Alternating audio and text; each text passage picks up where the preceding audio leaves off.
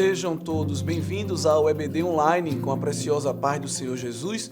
Damos aqui alguns breves pontuamentos para a lição de número 5, a sutileza do materialismo e do ateísmo. Temas importantíssimos para os dias que estamos vivendo, onde muitos setores da sociedade, muitos setores das ideologias que movimentam, a arte, a música, a política, a cultura, são influenciados pelas correntes ateístas. A militância ateísta, alguns até chamam de neo-ateísmo, muito influenciado pelo marxismo cultural, tem aí vindo com uma corrente de águas para derrubar os preceitos cristãos. Não conseguem, evidentemente, porque as portas do inferno não prevalecerão contra a igreja, mas trazem certos desafios que precisam de nossa vigilância, de nossa prudência, para podermos ficar firmes diante de tudo isso. A verdade prática diz que tanto o materialismo quanto o ateísmo são expressões máximas de um coração endurecido pelo pecado e olhos cegados por Satanás. O professor é convidado aqui na primeira parte, no primeiro tópico da lição, a trazer pontuações sobre o que é o materialismo e o que é o ateísmo. São duas correntes filosóficas que andam ligadas, interligadas. O materialismo, ele nega tudo que é metafísico, tudo que foge da experiência palpável, tangível, tudo do que é físico. Então, a religião, que se assenta numa esfera metafísica, para eles vai ser tida como nada. Principalmente a religião cristã, aquilo que são os valores espirituais, os valores éticos e morais da religião cristã, que não podem ser medidos numa balança analítica de precisão, não podem ser medidos por uma régua, um paquímetro, não podem ser pesados. Então, isso aí foge da constante de estudo materialista, porque o materialismo, ele somente crê naquilo que vê, naquilo que observa, e vai assentar as bases da ciência também. Boa parte da ciência hoje é materialista, é baseado no positivismo, baseado no pragmatismo, baseado até no ceticismo e usando uma roupagem de razão, uma roupagem de pensamento. Não, nós somos racionais e tudo aquilo que não é comprovado em laboratório, tudo aquilo que não pode ser falsificado pela ciência, é tido como irracional. Vai para a esfera do compartimento do irracional e não tem utilidade para o ser humano, não tem utilidade para a sociedade. E o materialismo, ele entra como um grande desafio hoje para a fé cristã. Por quê? Porque a fé cristã se assenta e se baseia em uma realidade espiritual. Então, como a realidade espiritual não pode, por estes, ser comprovada, então ela também não pode ser negada. Então, nem sendo comprovada e nem sendo negada, para os materialistas e para os ateístas, e o ateísmo, os irmãos conhecem bem, são aqueles que negam a Deus, então, para eles haverá uma subtração deste assunto. A gente não toca nesse assunto. Isso aqui não interessa. E a sociedade de hoje trabalha assim. Em alguns países, principalmente países materialistas, secularistas, como a França, por exemplo, na Europa, é um insulto você perguntar qual é a religião de uma pessoa, em que ela crê. Isso é uma intromissão à intimidade. É um assunto que não deve fazer parte da vida pública. É algo que deve ser muito resguardado no interior. Isso é uma agenda de Satanás para fechar as portas para a evangelização. Porque a evangelização começa justamente tocando em assuntos espirituais. Então, quando eu crio uma sociedade materialista, que os assuntos espirituais são assuntos que não devem ser expostos, eu estou fechando a porta para o evangelho. É por isso que em muitos países, a pregação do evangelho é quase um crime. A pregação do evangelho é quase impossível de maneira pública, embora que Deus tem sempre suas testemunhas e Deus, através do seu Santo Espírito, tem poder para desfazer todas as barreiras. Mas o inimigo das nossas almas usa o materialismo e o ateísmo para tentar silenciar a pregação do evangelho e mostrar a religião, a espiritualidade como algo irracional. Só que nós temos que ter cuidado porque quando alguém diz que todas as afirmações que não podem ser comprovadas cientificamente, não podem ser falseadas pela ciência, não devem ser consideradas racionais, em qual autoridade, em qual assentamento epistemológico se baseia este posicionamento? Se este posicionamento também não pode ser comprovado nem falsificado, logo, ele também não pode ser tido como uma verdade absoluta pelas quais todas as outras devem ser julgadas. Interessante que essas pessoas materialistas que assentam esta base, este valor fundamental para as crenças, não creem numa verdade absoluta. Creem nas metas narrativas, nas verdades relativas, nos pontos de vista, mas querem tomar para si um status acima de todas as outras esferas da sociedade. É por isso que os materialistas e os ateístas são considerados elitistas, porque eles se colocam acima de toda e qualquer autoridade, acima de toda e qualquer verdade. Mas nos perguntamos, qual é o assentamento, o fundamento em qual eles se baseiam para tomar para si esta posição? É claro que nenhum. É a posição da negação das outras realidades, mas sem conseguir comprovar que, de fato, elas não existem. Então, o ateu hoje, o materialista nos debates, é tido como uma pessoa muito cheia, né, de conhecimento intelectual, erudito, e muitas vezes o cristão que não tem tanta formação acadêmica fica até com medo, fica acuado, e ali, muitas vezes, não quer nem expressar a sua opinião para não ser tido como irracional. Mas a grande verdade é que não devemos nos constranger, nos intimidar e nos calar, pois os argumentos dos materialistas e dos ateístas se tornam argumentos até defendidos como que uma religião também. O ateísmo não deixa de ser, por si só, também uma religião, pois há defesa de valores, defesas de princípios, de maneira até intolerante para com os outros. E isso deve ser observado porque essa roupagem de aparente inteligência, de detentores da verdade, pode ser facilmente desfeita com poucos argumentos que fazem as pessoas pensarem e realmente observarem que elas defendem algo que elas mesmas estão repulsando, que elas mesmas estão negando. Então, é uma grande contradição. Então, professor, não tenha esse assunto como um assunto difícil, não tenha esse assunto como um assunto complexo de maneira alguma, mas entenda que esses assuntos são apenas roupagens que o inimigo das nossas almas usa para amedrontar pessoas,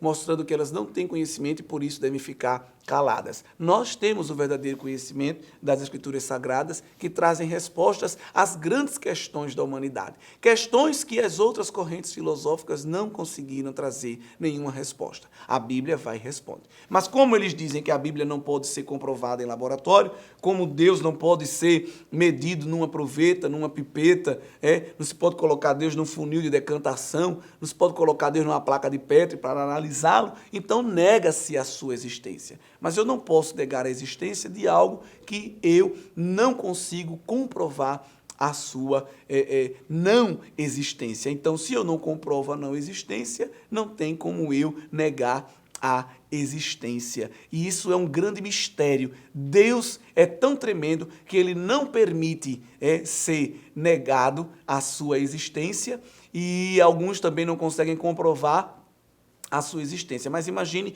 o cientista que conseguisse comprovar, está comprovado, Deus não existe, e colocasse isso aí na Science, na Nature, né, grandes revistas científicas, esse homem ia ganhar o maior dinheiro do mundo, o maior prêmio Nobel do mundo, mas isso nunca vai acontecer, nós sabemos, porque Deus é algo que é transcendente, a natureza de Deus, a realidade de Deus não consegue ser encapsulada por nenhuma pessoa. Então sabemos que nunca acontecerá isso e não precisamos defender a nossa fé, como disse em outra lição, aos gritos, aos berros, né? Com o dedo em riste, mas com longanimidade e com a autoridade que as Escrituras nos dão. Nós temos, irmãos, que entender que as raízes do materialismo estão assentadas em uma realidade espiritual.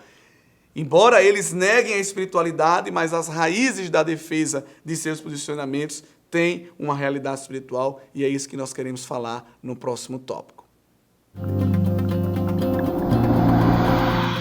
O tópico 2 nos mostra que as raízes do materialismo e do ateísmo estão sendo nada mais, nada menos do que a consequência do pecado, da corrupção da natureza humana, a advinda da transgressão da palavra de Deus, da vontade de Deus. Quando o homem transgride aquilo que é a vontade do Senhor, quando o homem nega a Deus, evidentemente que o homem está transgredindo a vontade de Deus.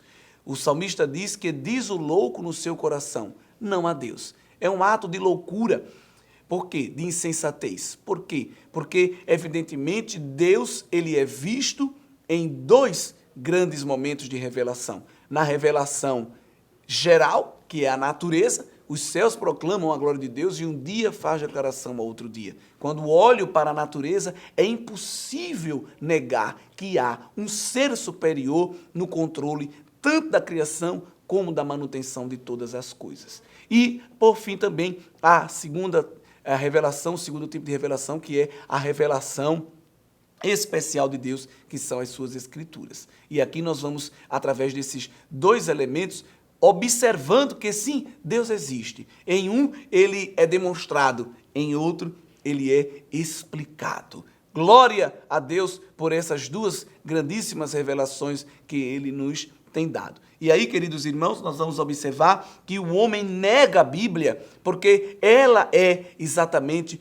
um desses modos de revelação de Deus. E o pecado vem cegar o entendimento. O apóstolo Paulo fala desta cegueira. Em outros momentos fala da cauterização da mente. Mas muitos estão cegados pelo pecado da soberba, do orgulho, e evidentemente não conseguem enxergar a simplicidade das coisas de Deus no dia a dia, de maneira que procuram outras explicações. Se você olhar para um castelo de areia, feito lá na beira da praia, dificilmente você vai olhar para aquele castelo e vai dizer, olha, a onda do mar bateu tanto aqui que fez esse amontoado de areia virar esse castelo. Claro que não. Você vai ficar procurando, rapaz, cadê?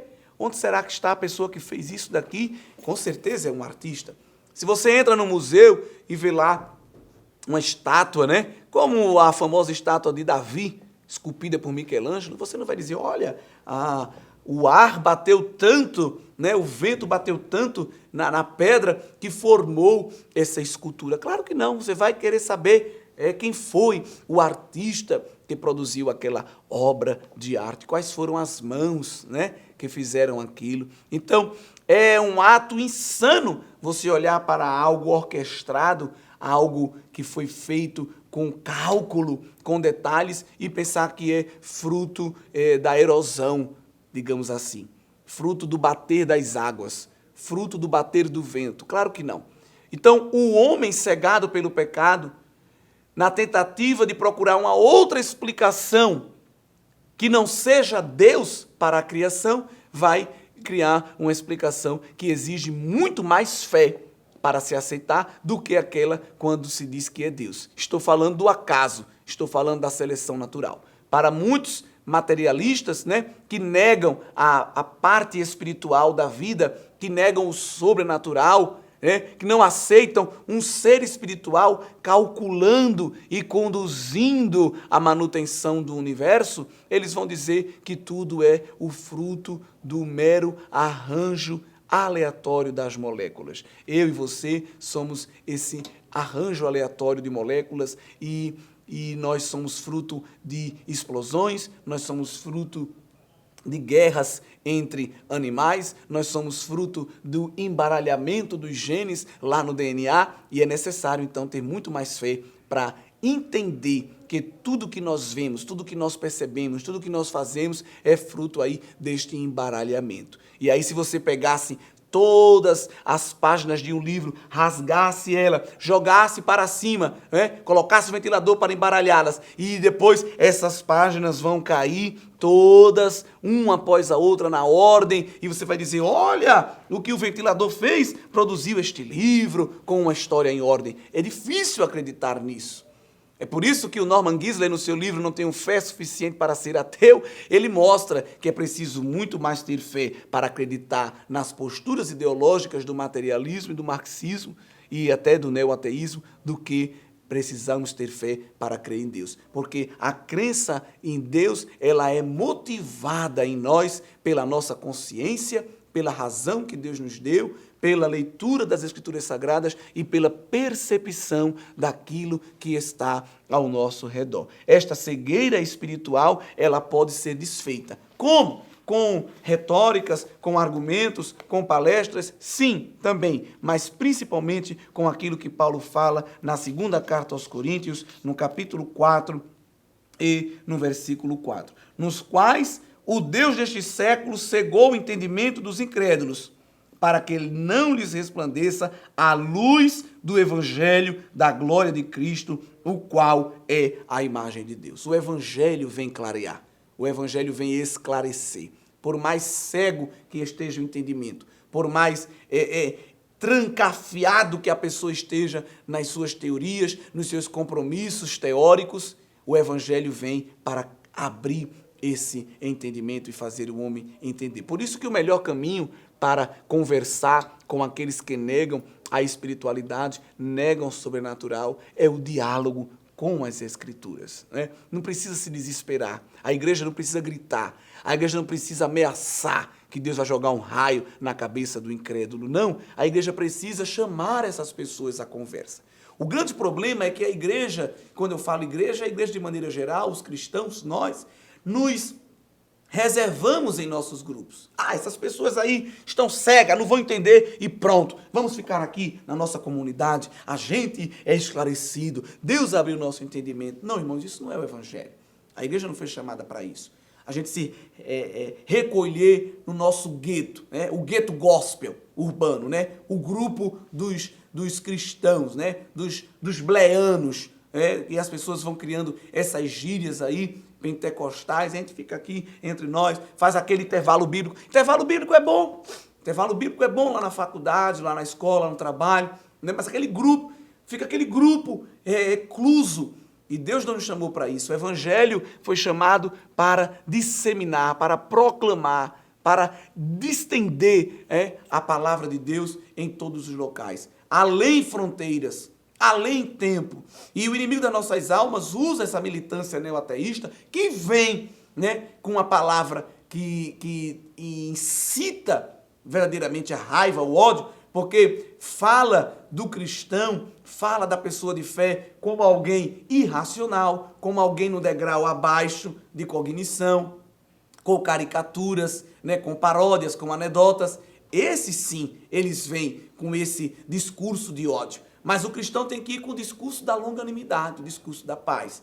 Está apto a ouvir, deixar a pessoa apresentar os seus argumentos e depois vir trazer os seus questionamentos, né? Como diz aquela expressão, perguntar não ofende. Você quer descaracterizar, quer destabilizar um ateu militante, um materialista militante, faça perguntas a ele. Ele vai trazer perguntas, você responde com outras perguntas, com outros questionamentos. Questionamentos que, claro, encontram resposta nas Escrituras. E aí, queridos irmãos, nós vamos estar fazendo resplandecer esta luz do Evangelho da glória de Deus. Uma das grandes negações, né, do materialismo é do homem como um ser singular, do homem como coroa da criação de Deus. O homem vai ser também mais uma espécie, dentre tantas outras, vai ser mais um amontoado de células junto com moléculas e reações químicas. Porque quando eu nego o homem, eu nego que, de fato, há uma criação diferenciada, porque o homem é uma criatura diferenciada das outras criaturas. Deus coloca o homem como este ápice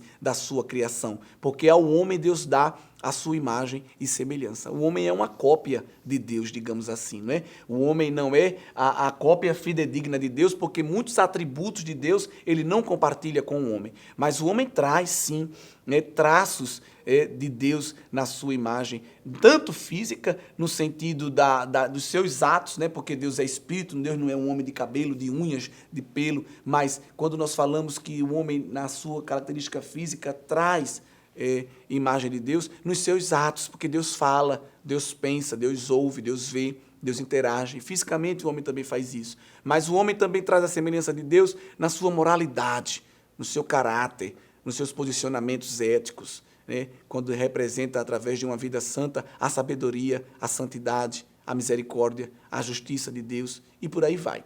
Então, quando se nega que o homem é esse ser especial, que tem algo especial, e digo que ele é apenas um amontoado de célula, eu estou negando um Criador, né? Eu quebro um compromisso de responder, então se o homem é diferenciado, quem foi que fez ele? Não, o homem também vai se desenvolvendo aí, vem dos peixes, que passa para os anfíbios, depois os répteis, que culmina nos mamíferos, e chegou aí ao que nós estamos vendo, né? De salto em salto evolutivo, de pulo em pulo de gene, a gente chega aí neste baralho perfeito que foi o ser humano. Nós não cremos nisso, porque sabemos que há um propósito na criação.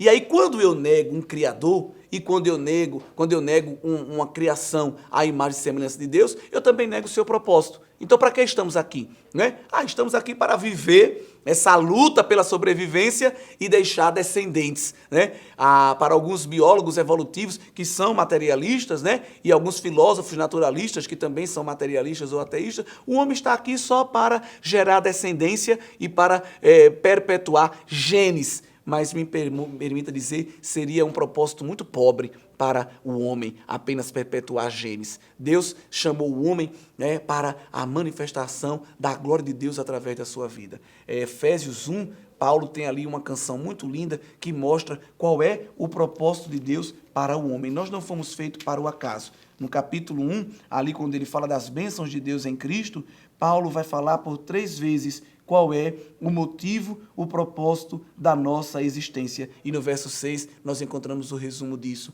Para louvor da glória de sua graça. Deus fez o homem para o louvor da sua glória. Algo que fala de finalidade. É uma expressão grega para isso que é a teleologia. Não é teologia.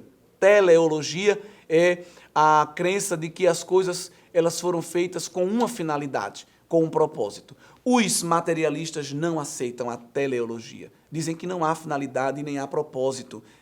Tudo que estamos vivendo é fruto do acaso, é fruto das estações, é fruto das erosões, é fruto do embaralhamento dos genes do DNA. Mas nós não cremos nisso. Nós cremos nas finalidades. Nós cremos nos propósitos. Deus fez o homem para interagir com ele, para se relacionar com ele. E se você conversar com alguém que não entende qual é o grande propósito da vida, aqui você já tem um gancho para iniciar uma excelente conversa evangelística. Responder ao homem que, sim, há um propósito para a sua vida e este propósito só pode ser encontrado em Deus. Queridos irmãos, é importante chamar a atenção disso, porque Einstein, ele tira o tempo, tira o homem do controle do tempo, né? Ele mostra que o tempo é relativo, e aí vem a física quântica, e o homem perde o controle da matéria. Depois vem Freud, tira o homem do controle da sua mente. O homem é mais fruto do inconsciente e do subconsciente do que mesmo da sua consciência. Vem Darwin, tira o homem do controle da criação. Deus coloca o homem para chefiar a criação, para governá-lo. Darwin vem e diz, não, o homem é mais um arranjado de moléculas e células no meio de todos os outros. E aí o homem fica sem propósito, o homem fica sem arranjo, o homem fica sem orientação, o homem fica sem vereda para caminhar. E as Escrituras não nos falam nada disso. As Escrituras nos mostram Deus criando no princípio, né? No princípio criou Deus os céus e a terra. Vamos ver Deus criando ali o tempo, a matéria e a energia. Tudo com propósito, tudo com um caminho para ser seguido. Manifestação da glória de Deus através da criação. Isso é tremendo, são assuntos maravilhosos, assuntos que os nossos jovens estão sendo bombardeados nas faculdades, estão sendo bombardeados nas escolas, a mídia está bombardeando cada vez mais com a negação de Deus, com a negação do espiritual. O homem hoje resolve tudo com a tecnologia, com a farmácia, com a bioquímica, o homem resolve tudo hoje com a engenharia, mas sempre haverão as necessidades espirituais, as necessidades metafísicas, as respostas que os filósofos gregos não conseguiram dar, as respostas que os filósofos medievais não conseguiram dar, as respostas que os filósofos pós-modernos não conseguem dar. Aí vem Nietzsche com o niilismo, com o nada. A vida é um grande nada, não existe nenhum propósito, não existe nenhuma orientação, nós somos o fruto do nada, vamos caminhando para o nada, e ainda continuam sem dar respostas. Mas o próprio Nietzsche, ele vai escrever um poema já perto do fim da vida, quando ele ainda tinha consciência, dizendo que dentro do homem há um sentimento profundo, uma necessidade profunda de uma busca pela a eternidade. Quase ninguém diz isso, Mas até ele, que negou Deus, dizia e reconhecia que havia ali uma brecha dentro do homem que só podia ser preenchida com os valores eternos. É o que Agostinho de Hipona disse: eu tenho um vazio do tamanho de Deus. E o materialismo e o ateísmo não têm conseguido preencher este vazio. Querido professor, que sejamos instrumentos de Deus para que, através das nossas aulas, os nossos alunos percebam que o cristão, o homem regenerado, é o verdadeiro pensante. Não somos irracionais, não somos místicos, não respondemos às coisas com anedotas espirituais, não. Nós fazemos uso das nossas faculdades mentais, temos o uso da nossa razão, estamos em pleno uso da nossa razão, da nossa cognição, porque contamos com a revelação de Deus, com as lentes do Espírito, com o conhecimento das Sagradas Escrituras. Há uma série de livros que você, professor, pode utilizar, livros como Verdade Absoluta e Agora Como Viveremos, Inimaginável, que são livros que são sempre citados na lição e vale a pena ler. Leiam esses livros, apresente para os seus alunos, são livros que trazem questionamentos e respostas acerca da existência de um Deus e da fé nele, desmistificando de que quem crê em Deus é irracional. Talvez seja justamente o contrário. Nós temos uma fé que é uma fé racional. O autor aos Hebreus nos mostra isso, que quando nós olhamos para a natureza, nós somos compelidos e impelidos a crer que de fato há um Deus. Não é uma fé de arrepios, não é uma fé de tremeliques, mas é uma fé de que alguém que olha e diz, não, realmente há aí um ser sustentando todas as coisas. E a carta inicial aos Hebreus, no capítulo 1, verso 3, diz que ele, Deus, Cristo, é o resplendor da glória e a expressão exata do ser de Deus, sustentando todas as coisas pela palavra do seu poder. Há um Deus que criou e há um Deus que administra todas as coisas, e ninguém poderá negar isso, e quando cumprir-se a última etapa da salvação, que é a glorificação, teremos a oportunidade de ver a Deus e de compreender as lacunas que ainda existem em nossa mente, porque a perfeição do conhecimento de Deus em nós será revelada. Então, queridos, de maneira prática, como podemos apresentar argumentos para defender a nossa fé diante do materialismo e do ateísmo? Em resumo, o materialismo, negando tudo que é espiritual, só afirma, só aceita a realidade que é material, que é palpável, e o ateísmo que nega a divindade, nega o ser de Deus. E andam juntos nessas duas correntes filosóficas. Mas há uma pergunta que eu já fiz em outras palavras e que você pode utilizar na defesa da fé, como igreja do Senhor. Como provar empiricamente que ninguém deve acreditar em algo que não possa ser empiricamente comprovado? Vou repetir. Como provar empiricamente que ninguém deve acreditar em algo que não pode ser empiricamente comprovado? Ou seja, quem tem a autoridade final para dizer que nós não podemos crer em algo se nós não comprovamos este algo, certo? Então, comprove-nos esta verdade. E, infelizmente, a filosofia ateísta e materialista não consegue comprovar com absoluta verdade e certeza, dentro da metodologia científica, que de fato não existe o mundo metafísico, não existe o mundo espiritual. Então, isso já é uma pergunta apologética para fazer aos militantes do ateísmo e do materialismo, quando eles querem negar a nossa fé, negar o cristianismo, não só o cristianismo, né? Às vezes é todas as outras religiões, mas a fé cristã é uma fé racional e pode também fazer essas perguntas que trazem à tona que as defesas, os postulados do materialismo e do ateísmo, na verdade, não têm fundamento. E aí, quando nós olhamos, né, para uma defesa da fé mais prática e pontual em relação ao ateísmo, nós podemos pontuar algumas pistas da existência de Deus. Se não temos como provar sua existência em laboratório, mas podemos demonstrar sinais claros, evidentes, de que Deus existe, observando o que está ao nosso redor. Então eu trago aí esta figura que você, professor, pode utilizar como argumentos racionais da existência de Deus, né? A própria existência de mundo, um termo muito conhecido de cientistas cristãos, que é a sintonia fina, a regularidade da natureza e os aspectos da beleza e do sentido. Em relação à própria existência de mundo, quando nós olhamos para o universo e a maneira como as coisas estão dispostas, já são pistas de que há alguém que pensou tudo isso, que arquitetou, né, que desenhou, colocou tudo em seu devido lugar. E essa sintonia fina que nos mostra que as coisas estão em harmonia, que as coisas funcionam. Por exemplo, os ciclos biogeoquímicos, né? O ciclo da água, do oxigênio, do carbono, todos interligados, né?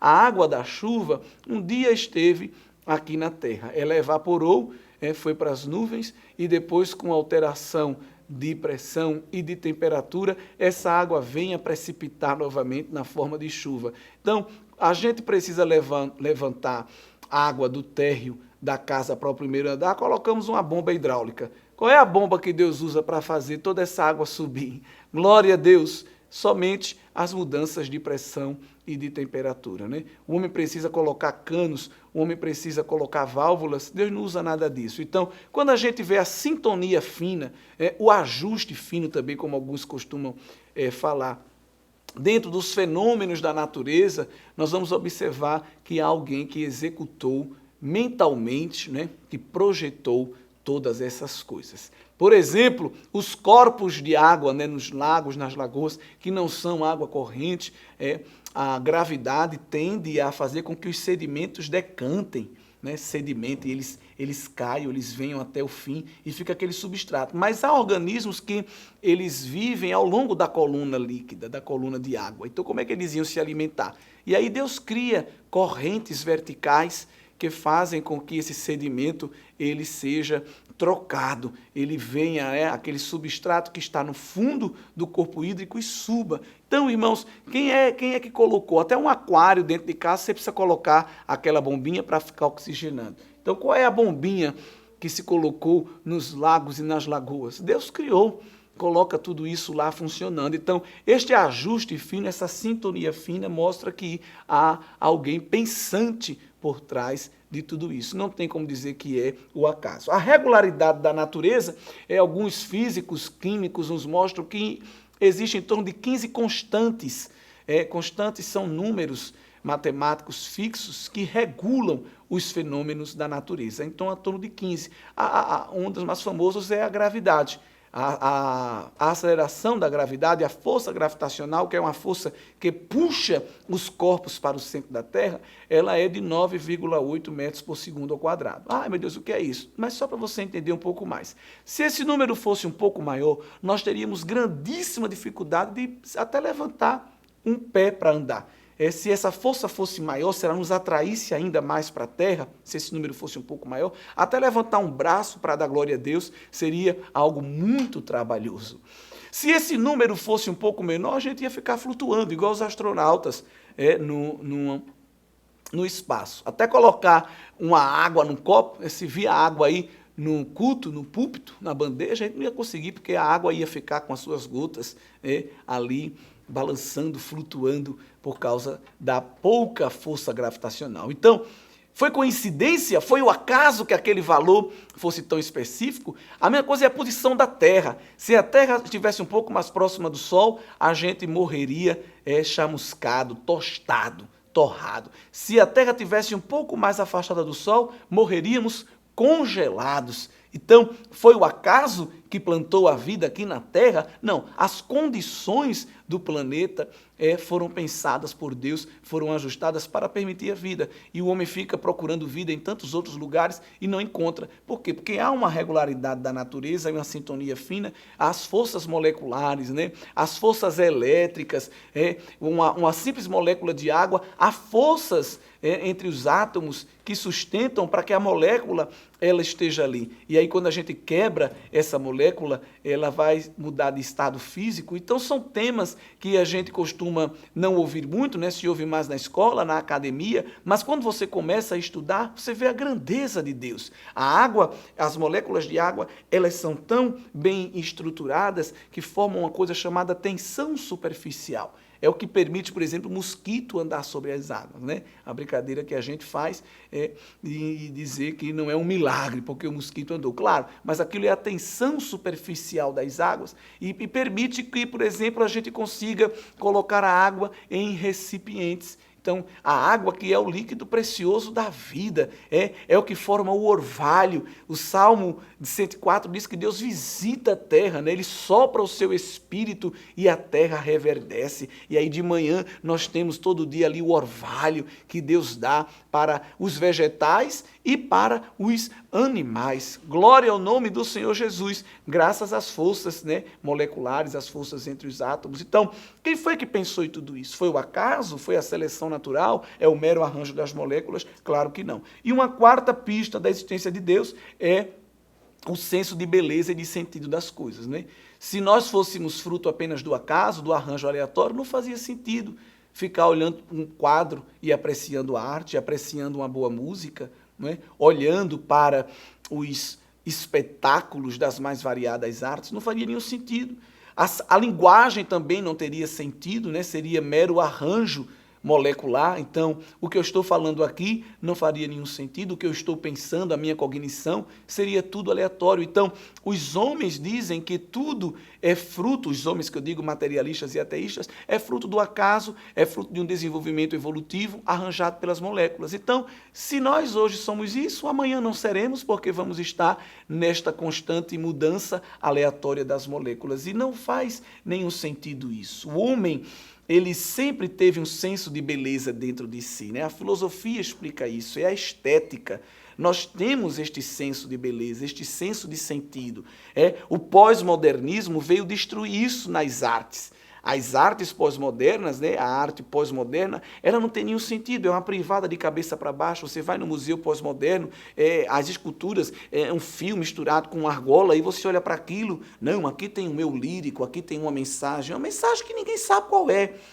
E as pessoas ficam querendo passar uma ideia de intelectuais, não, eu estou entendendo o ângulo, a imagem, mas a verdade é que o pós-modernismo retirou todo este sentido, retirou toda essa beleza.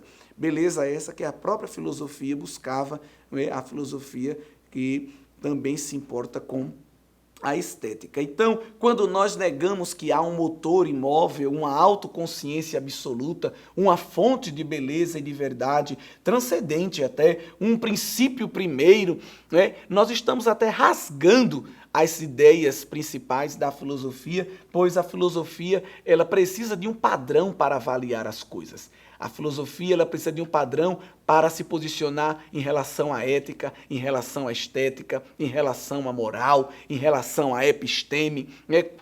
Como diferenciar o certo do errado? Como diferenciar o belo do que não é belo? Como diferenciar o bem do mal? E aí o pós-modernismo, que bebe na fonte do materialismo e do ateísmo, diz, não, é tudo uma questão de ponto de vista, não existe padrões, não existe referenciais absolutos, mas isso que eles falam por si só já é um referencial absoluto. Quando eu abro a boca e digo que não há verdade absoluta, eu estou incluindo esta frase, então esta frase também, ela não pode ser considerada uma verdade absoluta, logo existem verdades absolutas, né? Essa frase seria uma mentira. Então, observe, queridos, como se contradizem constantemente aqueles que negam a mente transcendente de Deus que é revelada na natureza e nas Escrituras. E aí nós temos esses novos ateus, os ateus militantes, né? O ateísmo se tornou até mesmo uma religião, um compromisso tanto filosófico como religioso, pois é defendido com fundamentalismo, é defendido com princípios e preceitos que devem ser aceitos como doutrina. E aí nós vamos pegar grandes nomes do novo ateísmo, como Richard Dawkins, autor de 2 livros que tenta desconstruir a visão judaico-cristã, que é Deus, um delírio, né? E o rio que saía do Éden. E nós vamos ver que esses livros mostram que a evolução, o naturalismo e o acaso é o chefe e é a manutenção de todas as coisas. E eles defendem com unhas e dentes, de maneira até religiosa. É um preceito muito interessante que eles dizem que nenhum pai deve doutrinar o seu filho religiosamente, mas deve doutriná-lo com alguma outra coisa. E aí ele propõe justamente o evolucionismo, né, o naturalismo, essa filosofia naturalista, secularista, humanista que nega a Deus. Então, se não é para doutrinar, não é para doutrinar com nada, mas fica uma brecha, fica um buraco, fica uma lacuna que precisa ser preenchida. Então, eles terminam se contradizendo e aquilo que eles combatem, eles terminam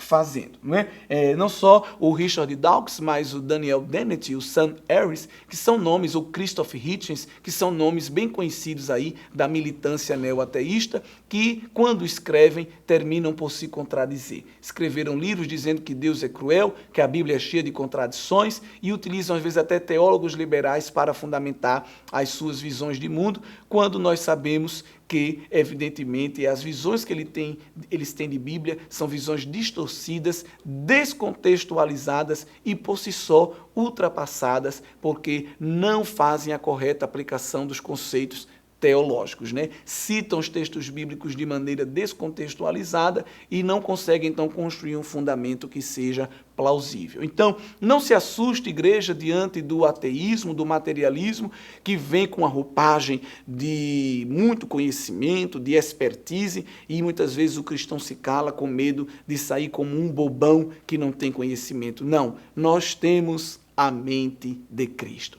E não vamos defender a fé gritando com ataques epilépticos de raiva, não. Vamos defender a nossa fé como propõe o apóstolo Pedro, um homem simples de conhecimento, um homem simples, né, de academia, não frequentou academias, não frequentou universidades, mas era um homem que tinha a mente de Cristo, era um homem cheio do Espírito Santo, e ele dá um conselho para a igreja, e este conselho está aberto ainda hoje para todos nós, que é um conselho e um convite apologético. Na primeira epístola, capítulo 3, e o versículo de número 15. Antes, santificai a Cristo como Senhor em vosso coração, e estais sempre preparados para responder com mansidão e temor a qualquer que vos pedir a razão da esperança que há em vós. Sejamos estes crentes temperados, estes crentes cheios de mansidão, que respondem à razão da nossa esperança. Veja, razão racional. É uma resposta racional. Sim, somos homens espirituais, somos cristãos, somos nova criatura em Cristo Jesus, mas somos um povo racional. E vamos defender a nossa fé com esta razão e cheios do poder do Espírito Santo de Deus, apresentando as evidências que estão ao nosso redor e apresentando também a palavra de Deus. Não temendo aquele jargão de cientificamente comprovado. Sim, a ciência é muito útil, a ciência tem seu método, tem a sua voz, mas ela não tem resposta para tudo. E aquilo que a ciência não tem resposta não pode ser negado. Não podemos criar um lugar em que aquilo que não se encaixa no método científico é deletado e é negado como uma realidade. De maneira alguma. A ciência não é a voz final. Até os filósofos da ciência modernos confirmam isso. A ciência é limitada, é incompleta, é inacabada. E aquilo que ela não responde deve silenciar-se. Mas há uma voz.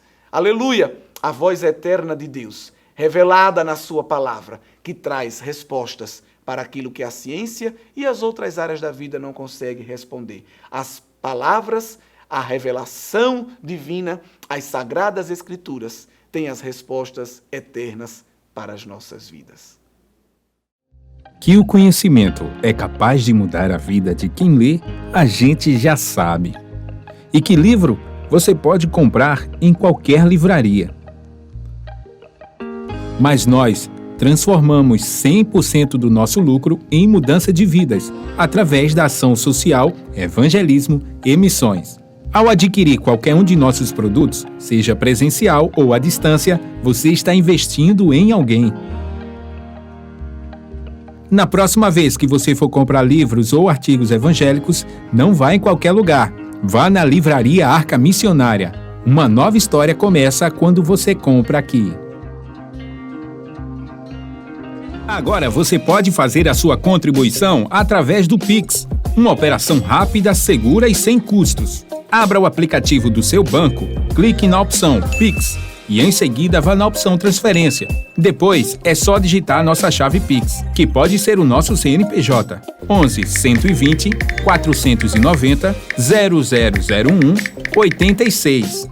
Nosso e-mail contribua@eadalp.org.br ou nosso celular 81 98883 2755. Verifique se a contribuição é para a Igreja Evangélica Assembleia de Deus em Abreu Lima, Pernambuco. Confirme a transferência e depois siga o procedimento do seu banco.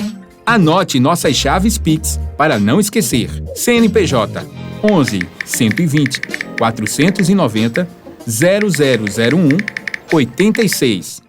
E-mail contribua@iadalp.org.br. Celular 81 98883 2755.